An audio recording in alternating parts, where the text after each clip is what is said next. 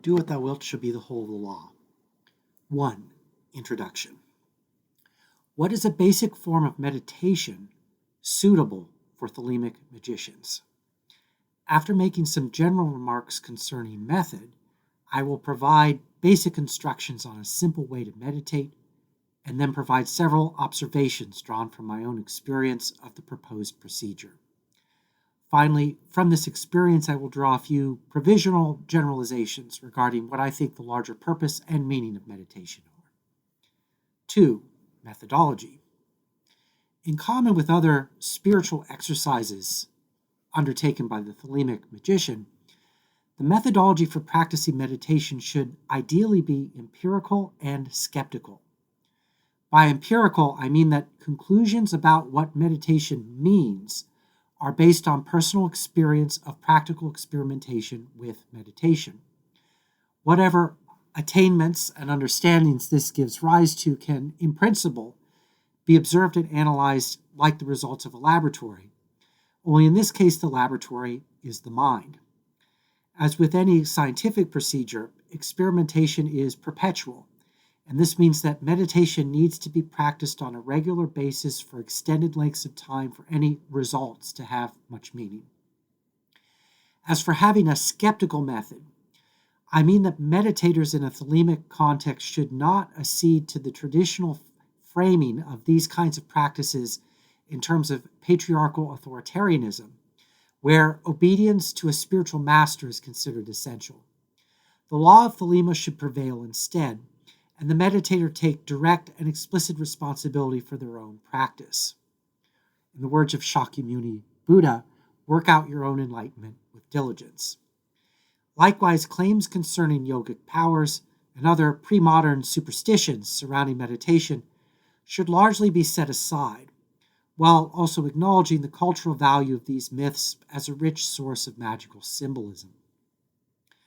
Whatever results may be obtained should also be skeptically bracketed after the manner of a scientific experiment.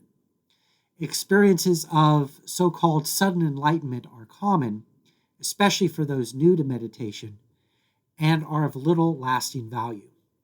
These must be carefully described in the diary record, avoiding unnecessary superlatives. Then the practitioner should continue meditating to accumulate more data for analysis. In general, these experiences should never be accorded the value they may initially appear to have. Under no circumstances should the practitioner decide to stop meditating because they've become enlightened. Such a move is the surest step to fundamentalist dogmatism, which is the exact opposite of enlightenment. Scientists don't stop conducting experiments because they've discovered something. They continue their investigations and always seek to increase their knowledge and understanding over time. 3. Indications. Seated in the God asana, that is to say, seated upright in a straight-backed chair, with feet flat on the floor, knees parallel in a relaxed position, and palms resting on the thighs. Look ahead and slightly downward while breathing to a count of 4. Mentally count each inhalation and exhalation, concentrating on the counting and breathing together to the exclusion of other thoughts. That's it. That's the practice. If anything else is happening, it's not the practice. 4. Observations. Concentrating on stopping thoughts directly tends to be ineffective because the intention to stop thinking is itself a thought. It works better to distract oneself from thinking by focusing on the arbitrary function of breathing and counting the breath. As this simple activity fills one's awareness, other mental activities become unconscious and fade away. Thoughts will continue to arise spontaneously, and it is not a sign of failure that this occurs. It is the function of the mind to think, and as long as there is consciousness, thoughts will arise. Whatever reverie occurs, as soon as one notices that this is occurring, simply distract oneself from being distracted by returning the focus of attention to the breath and the counting of the breath. Stimulation of the imagination will occur, potentially leading to visionary experiences. These should be ignored the same as all other mental phenomena.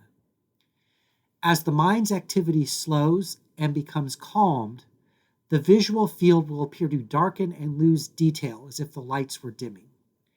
This is a sign of success, although it should not itself be focused on. One should simply keep staring ahead and counting the breath. I use a small Shiva statuette to look at while meditating, and sometimes the figurine will appear to move or rotate in place, etc. All these effects should simply be ignored, and they do not need to be stopped or changed, as this would involve an investment of attention that should instead be maintained counting the breath. At first, and at recurring intervals, there will be a bifurcation of consciousness into a foreground and a background. The counting of the breath will occupy one or the other of these slots, while some kind of spontaneous reverie will usually accompany it in the other register. Again, rather than directly willing the suppression of the reverie, the meditator should simply continue the practice of the counting of the breath.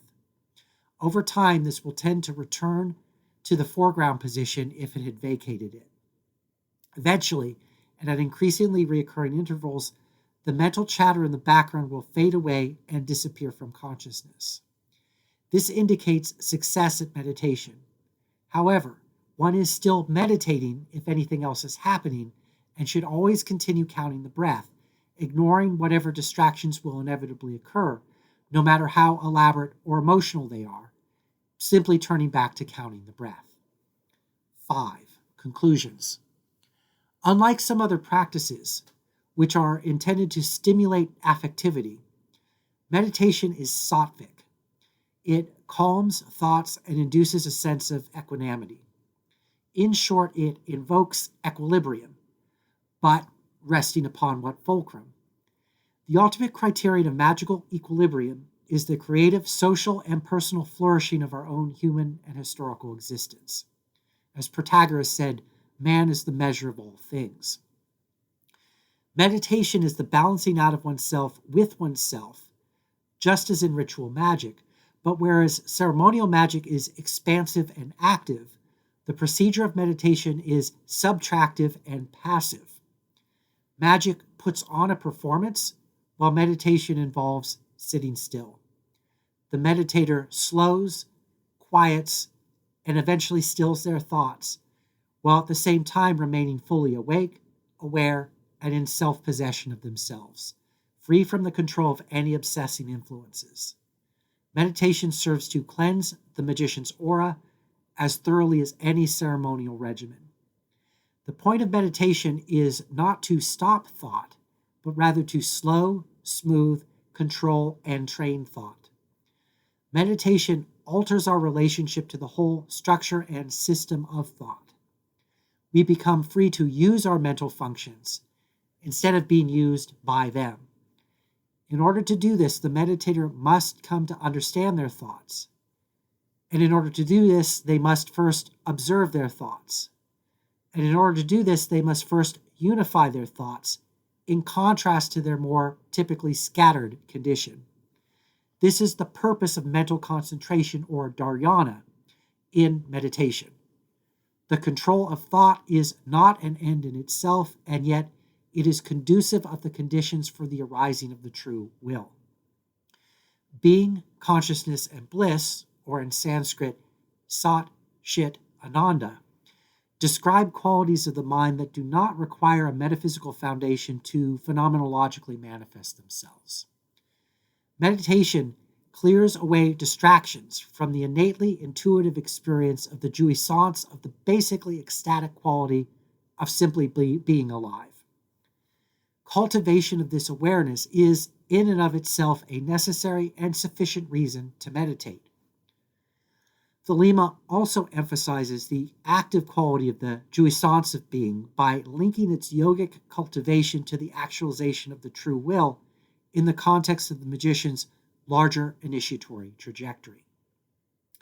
Finally, I would argue in favor of a constructivist account of the results produced by meditation, such as samadhi, as well as other altered states of consciousness, over and against claims that meditation gives access to a linguistically unmediated experience of immediate and objective truth.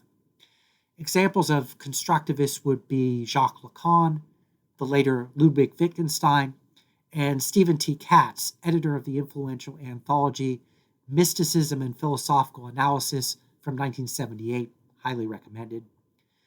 Constructivism is the position that all psychological experience is linguistically constructed, and therefore that subjects do not have access to reality except through the mediation of semiotic signs which function metaphorically.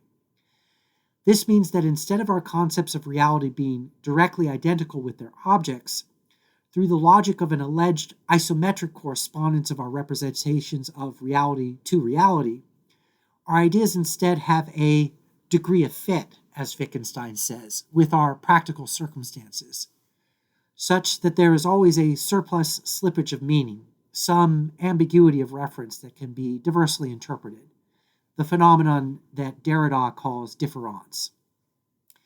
Given this circumstance, it follows that the goal of meditation is not moksha or liberation conceived as the transcendence of the material world into a purely noetic dimension of supernatural superconsciousness.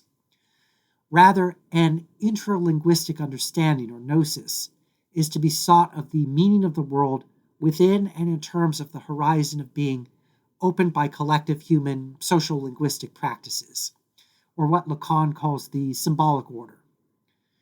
According to Martin Heidegger, language is the house of being. In Thelema, this understanding is called the true will. It is this understanding that is sought in meditation through the quieting of mental distraction, such that the unconscious will towards the optimal integration of self can rise into consciousness and assume its proper station. Love is the law, love under will.